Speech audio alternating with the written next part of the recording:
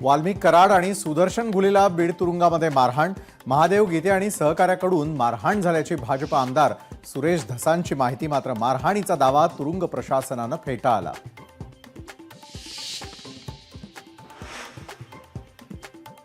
बीड कारागृहातून महादेव गित्तेला दुसरीकडे हलवलं। गित्तेची संभाजीनगरमधील हर्सुल कारागृहात रवानगी। बीड कारागृहातील 2 कैद्यांमधील हाणामारीनंतर खबरदारीचा उपाय।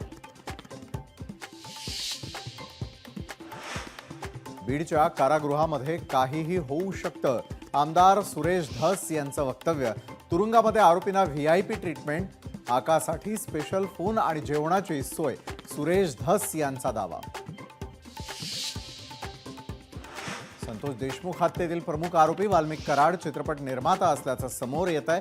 कराडकडे इंडियन मोशन पिक्चर प्रोड्युसर असोसिएशनचं ओळखपत्र।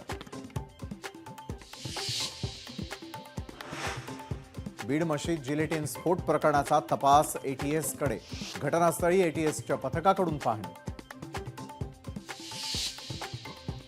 कुणाल कामराच्या अडचणीत वाढ, चौकशीला गैरहजर राहिल्यानं पोलीस कुणाल कामराच्या घरी। खार पोलीस कुणाल कामराच्या माहीमच्या निवासस्थानी दाखल। राज्य मंत्रिमंडळाची उद्या बैठक। मुख्यमंत्री देवेंद्र फडणवीस यांनी बोलावली बैठक।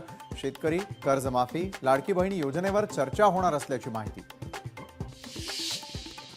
राज्यामध्ये पुढचे 3 दिवस अवकाळी पावसाचा इशारा। कोकण, मध्य महाराष्ट्रासह मराठवाड्यामध्ये पावसाचा इशारा।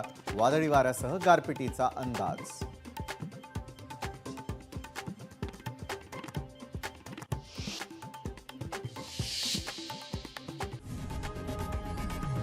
लोकशाही मराठी ऐका, पहा, जागरूक रहा।